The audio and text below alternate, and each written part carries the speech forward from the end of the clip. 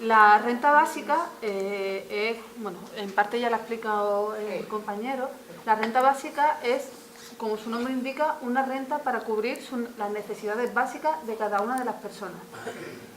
Se habla mucho de rentas básicas para hablar de otras cosas, que no son exactamente rentas básicas. ¿Qué debe conllevar una renta básica para que sea considerada como tal? Son 4 características muy concretas. Una es que sea incondicional, es decir, que no esté ligada al trabajo, y creo que esa junto con la individual, es decir, con la individualidad que sea para cada una, decía, la de incondicional, junto con la de que sea individual, es decir, para cada persona y no para el conjunto de la unidad familiar, creo que son ahora mismo las que más difícil están siendo o más difícil van a ser de conseguir, pero sin embargo, bajo mi punto de vista, las principales o las más importantes de conseguir cuanto antes, de que todo el mundo entienda cuanto antes, por tanto, que sea incondicional, que no esté ligada al trabajo, que sea individual, que sea universal, es decir, que tenga todo el mundo derecho a la renta básica por una cuestión básica también, y es que si no es universal, no es un derecho. Puede ser una ayuda, puede ser una limosna, puede ser algo a lo que tú tienes acceso durante un tiempo concreto para abarcar un momento de tu vida muy concreto, pero no va a ser un derecho. Un derecho es, por ejemplo, la sanidad, o un derecho es, por ejemplo, la educación.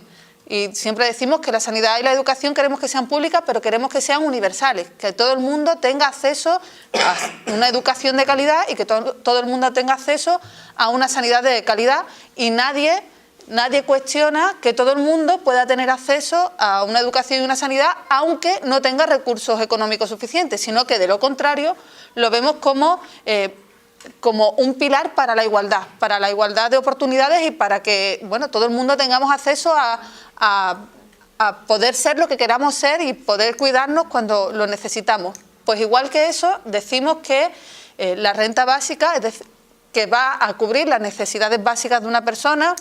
Estamos hablando de la alimentación, estamos hablando de poder coger el transporte público, estamos hablando incluso de buscar trabajo, porque para buscar trabajo hace falta financiación también, sino que se lo digan a los jóvenes que han terminado la carrera y que ahora no encuentran nada y que muchos de ellos están pensando en irse fuera a trabajar. Yo, por ejemplo, en su momento cuando terminé la carrera me pilló en plena crisis y pensé en irme fuera a trabajar, pero me pasó que no tenía ingresos como para poderme ir fuera. Pero no solamente hace falta irse fuera o hace falta ingresos para poderse ir fuera uno a trabajar, sino también aquí mismo. O sea, coger el autobús, sacar los currículum y el tiempo que necesites hasta que te salga el trabajo, ir a las entrevistas. Para todo eso hace falta economía, o sea, hace falta tener un ingreso, porque al final prácticamente todo en este mundo, nos guste o no nos guste, se mueve con dinero. Y en cuarto lugar, que sea suficiente, porque si no es suficiente no puedes cubrir tus necesidades básicas, por tanto ya no sería tampoco una renta básica, sería cualquier otra cosa. Eso decimos que es la renta básica. Y ahora, ¿qué no es? Pues no es cualquier otra cosa que no tenga esas 4 características puntuales y necesarias. No es ni las rentas mínimas de las comunidades autónomas, y mucho menos la de Madrid, que la cuantía es bastante menos que corta. No son las rentas mínimas de las comunidades autónomas, no son tampoco la RAI, el Prepara, el PAE, ninguna de esas son rentas mínimas. Tampoco es el subsidio por desempleo una renta básica. El subsidio por desempleo para los mayores ahora de 55 años, antes de 52 años, era lo mejorcito que había dentro de las prestaciones asistenciales, porque pues por lo menos te permitían cotizar y te permitían tener un ingreso hasta que llegases a la jubilación, pero tampoco es una renta básica. Y sobre todo no son rentas básicas, no solamente por la cuantía, sino también porque muy poca gente tiene acceso a este tipo de prestaciones. Podemos mirar tanto lo que nosotros vivimos día a día, es decir, lo que vivimos dentro de nuestras casas o lo que vivimos con nuestros familiares o incluso con los vecinos y vecinas de nuestros barrios, que muchos de ellos, sobre todo desde la crisis para acá, o no tienen trabajo o tienen unos trabajos que son muy precarios, muy temporales, y que la mayoría de ellos, si no han agotado la prestación, se les queda en una prestación muy cortita, o tienen prestaciones un tiempo, pero luego después tienen que esperar varios meses, bueno, varios años en estos casos, para poder cotizar, para poder tener una prestación, ya sea asistencial o ya sea contributiva, es decir, el paro o alguna prestación asistencial. Por tanto, bueno, lo podemos ver en nuestro día a día, pero lo podemos ver también en las estadísticas, y las estadísticas no dicen del todo, no lo dicen todo. Las estadísticas ahora mismo nos dicen que la tasa de cobertura, es decir, todas esas personas que tienen algún tipo de prestación, a eso se le llama tasa de cobertura por desempleo, está ahora mismo en el 58%, pero es que antes de la crisis estaba en el 70%. O sea, estamos viendo que hay una diferencia bastante importante. Bien, eso significa que ahora mismo casi la mitad de las personas desempleadas no cobran ningún tipo de prestación, pero es que esas estadísticas hablan de las personas que están apuntadas al paro, pero ¿cuántas personas desempleadas conocemos nosotros y nosotras que no están apuntadas al paro? Muchísima gente. Primero porque los servicios públicos de empleo ahora ya no funcionan como funcionaban antes. Tú ahora te apuntas a la bolsa de empleo, y si antes ya era difícil que te llamasen, ahora ya es mucho más difícil porque están priorizando a las empresas privadas de colocación. Por tanto, las empresas públicas, bueno, el servicio público de empleo ya no funciona tan bien.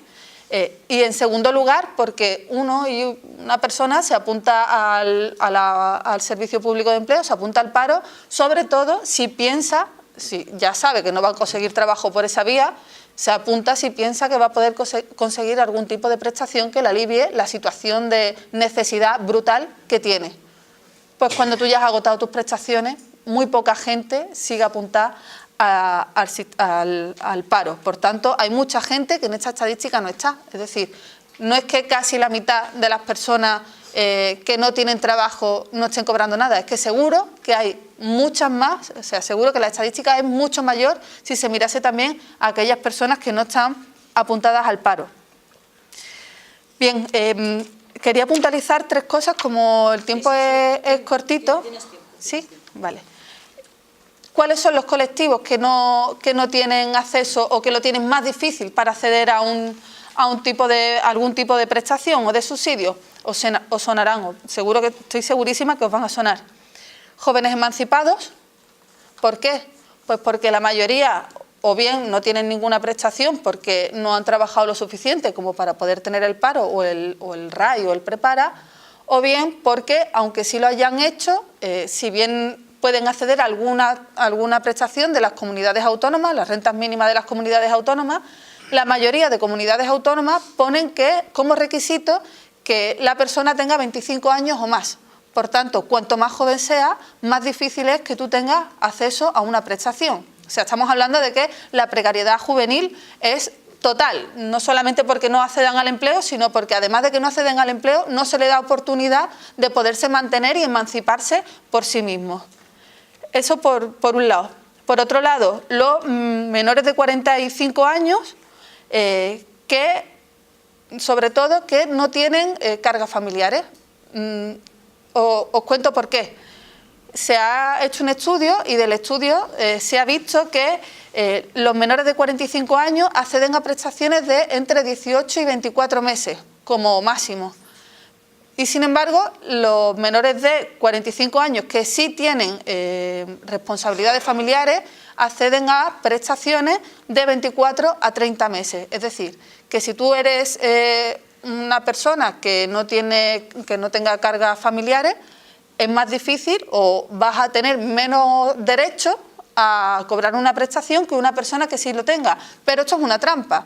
No es mejor tener un hijo o una hija o una responsabilidad familiar para poder cobrar algún tipo de prestación, por una cuestión, y es que cuanto más hijos tienes, cuantas más responsabilidades familiares, cuanto más menores a cargos tienes, más pobre eres. Es decir, tú puedes cobrar más prestación porque se te va aumentando por responsabilidades familiares, pero el aumento es tan pequeño y es tan limitado que al final lo que te hace es más pobre que si no tuviesen ningún tipo de prestación. Por tanto, nos precarizan por dos lados. Por un lado, por no tener responsabilidades familiares y por otro lado, por tenerlas.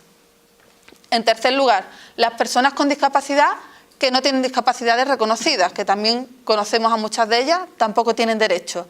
Las víctimas de violencia de género que no tienen resolución judicial, es decir, hasta que un juez no te dice que tú eres víctima de violencia de género, no vas a tener acceso a una prestación por esa condición. Sabéis que las rentas mínimas, casi todas, tienen una parte que dice que si a una mujer víctima de violencia de género pues no tiene trabajo y no tiene cómo mantenerse, aunque no tenga el periodo de cotización, va a poder acceder a esas rentas mínimas. Pues bien, para eso necesita resolución judicial y ya sabemos cómo está la justicia en este sentido. Otro, las personas que no han accedido a un empleo aún, que esos siguen siendo los jóvenes. Y en tercer lugar, o sea, en último lugar, las personas que tienen salarios bajos. ¿Qué está pasando en estos últimos tiempos, sobre todo desde la crisis para acá con las reformas laborales? Pues que el conjunto de los salarios que cobra la población trabajadora ha bajado, es decir, cobramos menos salarios que antes, ha aumentado el tiempo de trabajo que tenemos, trabajamos más, cobramos menos, pero es más temporal a su vez, por tanto cotizamos también menos y bueno, no quiero hablar de todo, pero bueno, ahí también tenemos a las pensiones, ¿no? Lo que está pasando con las pensiones, cuanto menos cotizamos, menos financiamos la caja de la Seguridad Social y por tanto más difícil va a ser que las pensiones sean sostenibles, pero no porque el sistema público de pensiones que tenemos hoy en día no sea sostenible, es que tenemos un problema importante de ingresos, pero bueno, no me quiero extender por ahí. También es más difícil tener una renta mínima. Por ir centrándome, de todo esto vemos dos cosas. Uno, por un lado, que el Gobierno no tiene intención de paliar ni la situación de desempleo que tenemos, porque el desempleo es verdad que cada vez es menos, pero el empleo cada vez es peor, ni tiene intención de mejorar el empleo que tenemos y por tanto darnos unos empleos de calidad tratar de que toda la ciudadanía que vive en España tenga unos empleos de calidad, ni tiene intención de eso, ni tiene tampoco intención de ayudar, de poner un colchón de seguridad a las personas que no cobran ningún tipo de prestación. Y ahí nada más que nos tenemos que ir a lo que están haciendo últimamente. Los presupuestos generales del Estado, desde el año 2012 hasta ahora, se ha bajado el presupuesto en prestaciones asistenciales en un 40%, Pero es que nos vamos a 2016 y desde 2016, de ese 40%, solo el 10% es de 2012 hasta 2016 y desde 2016 hasta ahora se ha reducido un 30% de las prestaciones del presupuesto destinado a las prestaciones asistenciales. Pero es que este año la han vuelto a bajar. La cuantía de este año de los presupuestos para para la RAI es de un 10%, casi un 10%, un 9% menos que el año pasado. Es decir, cada vez se apuesta menos por sostener a la población que peor lo está pasando y que además ha sido la que ha aguantado el peso de la crisis. Y estamos hablando de dos colectivos muy claros. Por un lado, los pensionistas y las pensionistas que nos habéis sostenido a todos y a todas cuando no hemos tenido ningún empleo. Y por otro lado, las personas que, aún no teniendo pensión, porque todavía no eran beneficiarias de ella, se quedaron sin empleo, se quedaron en un desempleo de larga duración que ahora mismo es insostenible. Tenemos más de 1 millón de personas, 1,5 millones de personas en España en desempleo de larga duración, con más de un año en desempleo. Pues a estas personas tampoco las va a sostener, tampoco las va a rescatar ahora, porque está simplemente reduciendo la prestación. Eso en financiación, pero es que si nos vamos a quiénes son las personas que acceden a estos tipos de prestaciones, tenemos que el 60% de las personas beneficiarias de estas prestaciones son mujeres. No hace falta que diga por qué. ¿Por qué? Pues porque las mujeres, gran parte de nosotras, no hemos cotizado lo suficiente o no hemos cotizado tanto como han cotizado los hombres, porque nos hemos dedicado a cuidar. sobre todo, porque hemos cuidado a nuestros hijos, hemos cuidado a nuestros mayores, hemos cuidado a nuestros maridos, hemos cuidado al final a la sociedad. Hemos sido nosotras las que hemos sostenido que la sociedad siga adelante y que la economía también siga adelante, porque si nosotras no cuidamos de nuestros hijos y de nuestros mayores, nuestros maridos tampoco podrían ir a trabajar. Es decir, al final hemos sido nosotras las que más hemos sostenido a esta sociedad, a la que más nos machacan y encima las que más vamos o intentamos acudir a este tipo de prestaciones y a las que por tanto más nos están recortando también la posibilidad de tirar para adelante. Todo esto se ha dicho que las mujeres tenemos que salir de ese ámbito exclusivo de los cuidados y los cuidados tienen que ser repartidos al igual hombres y mujeres, porque los cuidados son parte de todos y de todas. ¿Por qué digo esto? Porque he explicado toda esta parte. Por una cuestión muy simple. Yo soy defensora de la renta básica universal con sus 4 características desde hace muchos años, mucho tiempo. Sacamos adelante una iniciativa legislativa popular a nivel estatal que no pretendía tanto conseguir todas las firmas, el 500.000 de firmas, sino que lo que pretendía sobre todo era organizar un movimiento alrededor de la renta básica. Pero organizar un movimiento alrededor de la renta básica que lo sostuvieran lo que Manolo Cañada llama los sujetos de la renta básica. La renta básica hasta ahora ha estado metida en las universidades, en ámbitos de ideológicos, de pensamiento, de investigación, pero le faltaba cuerpo, le faltaba gente, le faltaba alma a la renta básica, le faltaba que quienes más necesitan la renta básica, que es al final la mayoría de la población, pero sobre todo y muy concretamente quienes peor lo están pasando, la agarren y digan, es que esta es mi propuesta, esto es lo que yo necesito. Y por eso es tan importante la movilización, por eso es tan importante que hoy aquí estemos hablando de esto, porque si no es así, la renta básica algún día llegará, porque es una propuesta del futuro. Simplemente porque cada vez va a haber menos empleos manuales, cada vez el empleo va a ser más tecnológico, que eso no significa que se vaya a acabar el empleo.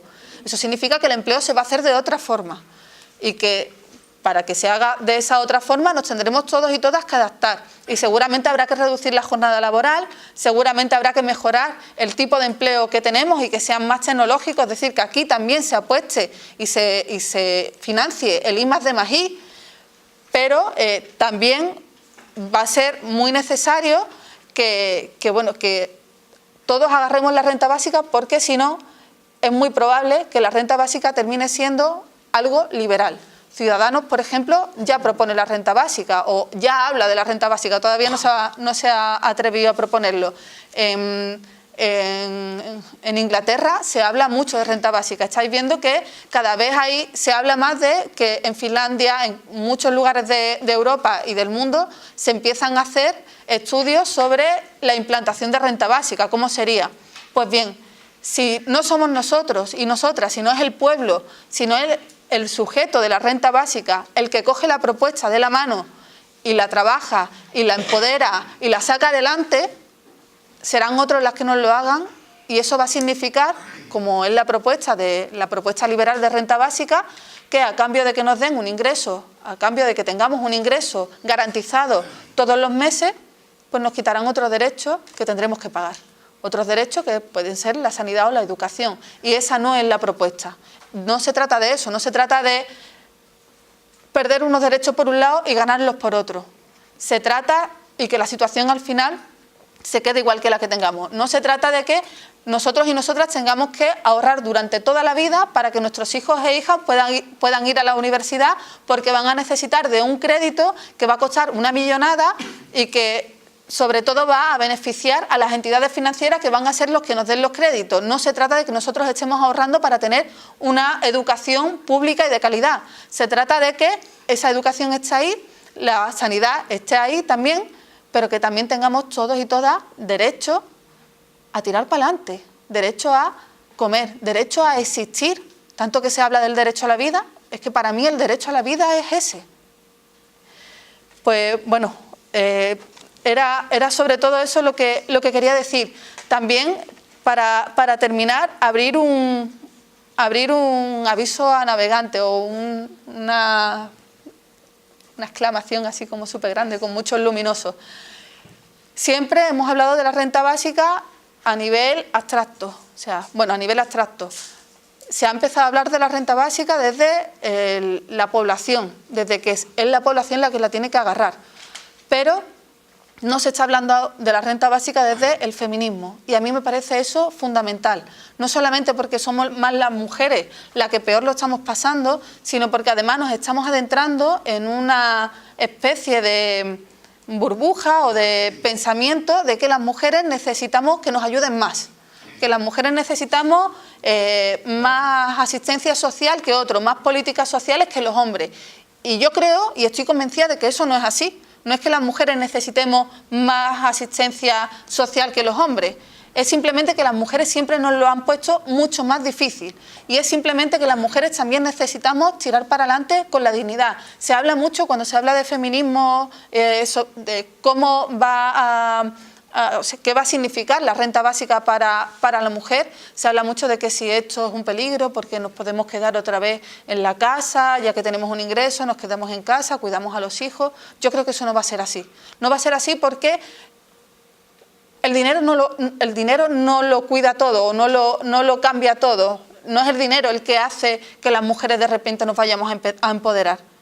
El empoderamiento de la mujer va a venir por otro lado, y está viniendo por otro lado, está viniendo por todos los ámbitos de la vida. No se trata solo de qué ingreso o qué no ingreso tenemos, se trata de todos los ámbitos de la vida, de ocupar todos los espacios, al igual que los hombres. Se trata de igualdad, y la igualdad tiene que estar en todos lados, también en lo que trabajamos y también en los ingresos que tenemos. Por tanto, yo creo que, y esto es una pregunta que estoy lanzando siempre, que igual que tenemos que trabajar la renta básica desde la población, desde el sujeto de la renta básica, y es como la tarea que siempre pido, trabajemos, hablad, haced debates entre vosotros de cómo trabajar la renta básica, tanto desde el sujeto de la renta básica como también desde el feminismo, cómo hacer que una renta básica sea feminista. Y eso es todo, muchas gracias.